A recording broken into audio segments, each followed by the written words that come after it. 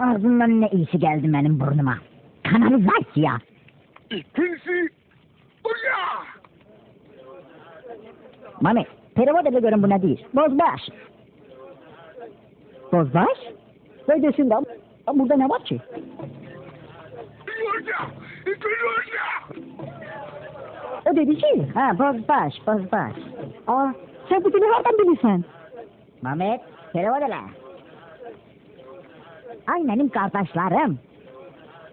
Bozbaş değil ki, sizin hamınızı neylederim? Eğer benim kulaklarım beni aldatırsa, sen bayağı bozbaş dedin.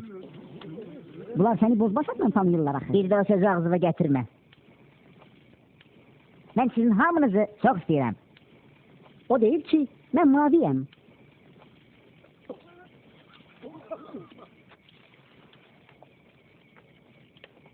Çok, hepsinin artık çok. O değil ki, boynunuzu melederim.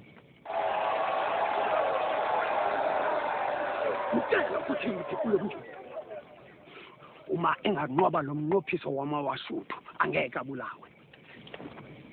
Karabalay mı değil ki, İspanya'dan çeksem, bizi bırakacaklar.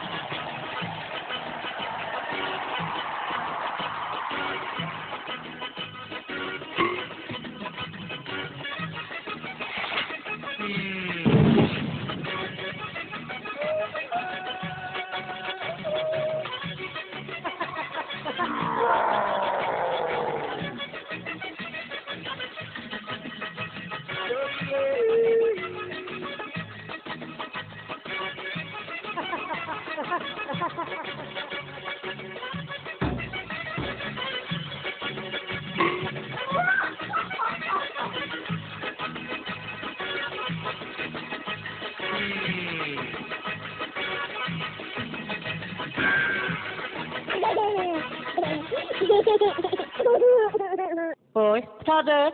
Si, Böyle de sana. Tubi ne derler akıda? Tubi Antonius. Çişka, Santonis yok, tu bir Santonin de. Ne farkı var ya?